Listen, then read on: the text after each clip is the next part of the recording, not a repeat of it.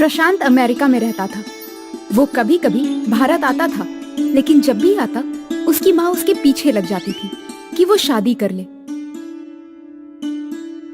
बेटा देख, मैं जब भी अपनी सहेलियों के साथ बैठती हूँ ना, वो सब अपनी अपनी बहुओं की बातें करती है और एक मैं अभागी। माँ, अब मैं आपकी गॉसिप ऑन रखने के लिए शादी कर लूं? क्या क्या ना, नो वे। सारा दिन घर में अकेली रहती हूँ, ना कोई बात करने वाला, ना हाल पूछने वाला। कल को मर गई तो कोई देखने वाला भी नहीं है। जब तक तू अमेरिका से आएगा तब तक तो। बेटा बीच में ही माँ को रोकता है। अरे ठीक है माँ, मेरी शादी ही करवानी है ना, कर लूंगा शादी। ठीक है, तो आज ही से मैं लड़की वालों को बुलवाना शुरू कर देती हूँ। प्रशांत अपने कमरे में चला जाता है जहाँ वो रोबोट फिल्म देख रहा होता है और उसके मन में एक आइडिया आ जाता है। यार, मैं क्यों ना माँ को एक रोबोट बहू दे जाऊं। प्रोग्राम ऐसा करूंगा कि उन्हें पता ही नहीं चलेगा कि इंसान है या रोबोट।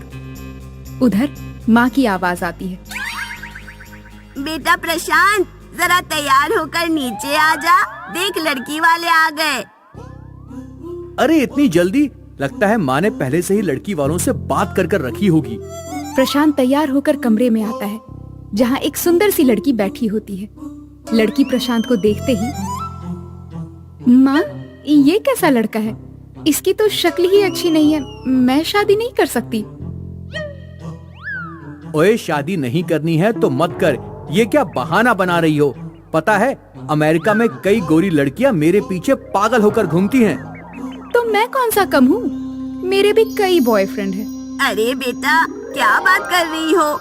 बॉयफ्रेंड है तो उनसे करो ना शादी, लड़का देखने क्यों आ गई? मैं आ गई? किसने कहा मैं आई हूँ? आप ही दिन रात मेरे मम्मी पापा के सामने गिड़गिड़ाती रहती थी कि बेटा आ रहा है अमेरिका से, देख आओ। तो इन लोगों के कहने पर मैं आई हूँ। मेरी माँ से तुम आज ऐसे बात कर रही हो? माँ सोचो, कल को ये तुम्हारी बहू बन जाएगी तो कहीं तुम्हें घर से ही ना निकाल दे। बाकी मुझे कोई दिक्कत नहीं है, करा दोगी इससे शादी तो मैं कर लूंगा। अरे नहीं नहीं, मैं कहाँ बुढ़ापे में वृद्धाश्रम के चक्कर काटूंगी, रहने दो, नमस्कार। लड़की वालों के जाने के बाद प्रशांत जोर जोर से माँ के ऊपर हंसता है। क्या माँ, तुम इन लोगों के घर जाकर गिड़गिड़ा रही थी? अरे माँ, थोड़ा तो भरोसा करती अपने बेटे पर। अरे बेटा, जो करना है करो, मुझे कोई फर्क नहीं पड़ता, बस जल्दी से मुझे सास बना दो। बेटा भी सोच में पड़ जाता है और दिन रात की मेहनत के बाद एक रोबोट बनाता है जो हूबहू इंसान की तरह दिखती है। वाह, मजा ही आ गया। अब इसे मैं माँ के सामने लेकर जाऊंगा, लेकिन पहले टेस्ट कर लेता हूँ। लेकिन मैं इसका नाम क्या रखूं? दिव्या, हाँ दिव्या नाम रख देता हूँ। बस फिर क्या था, जैसे ही प्रशांत समझ जाता है कि दिव्या को माँ के सामने ले जा सकता है, वो माँ के पास ले जाता है। सुंदर सी साड़ी में दिव्या किसी हीरोइन से कम नहीं लगती है। माँ, मैंने शादी कर ली है, मुझे माफ करना।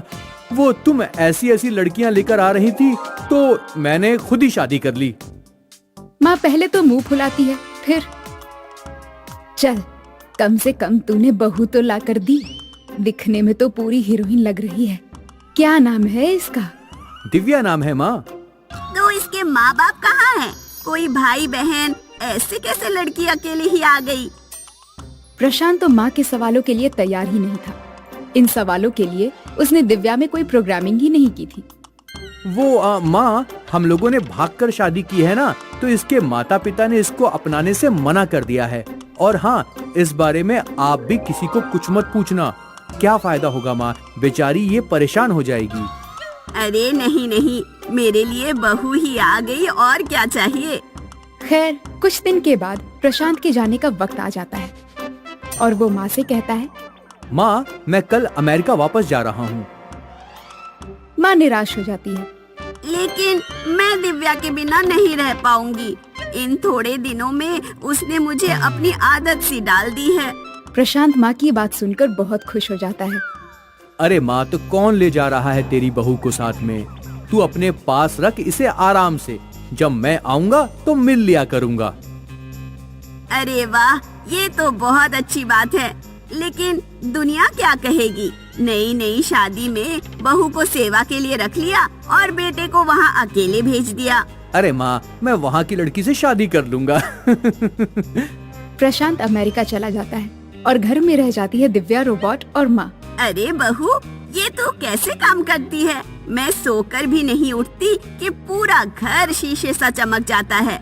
घर के अंदर तो छोड़, बाहर सड़क और नाली भी साफ कर देती है। बेटा, वो तो नगर निगम वालों का काम है ना। सफाई करना जरूरी है, साफ सफाई से खुशी होती है, ये मुझे सिखाया गया है। अरे हाँ, सिखाया तो सही है, लेकिन तूने दिल से ज्यादा ले लिया। अच्छा, वो प्रशांत के चक्कर में मैंने अपनी सहेलियों को खाने पर नहीं बुलाया था, लेकिन वो सभी तेरी मुंह दिखाई के लिए आने वाली हैं। तो जो भी कुछ अच्छा खाना हो वो बना देना जरा, ठीक? अच्छा खाना, ठीक। दिव्या अपने दिमाग में अच्छे खाने की प्रोग्रामिंग कर लेती है। फिर क्या, जिस दिन सहेलियों को आना होता है, पूरा टेबल दुनिया भर के खाने से भर जाता है। अरे ये क्या, किस शेफ से शादी करवा लाई तू बेटे की? अरे मुझे खुद नहीं पता था, मैंने तो सिर्फ कुछ अच्छा बनाने बोला था। मानना पड़ेगा, परफेक्ट बहू है तुम्हारी। हाँ और क्या, इसने आज तक मुझे कभी किसी काम के लिए नो नहीं कहा।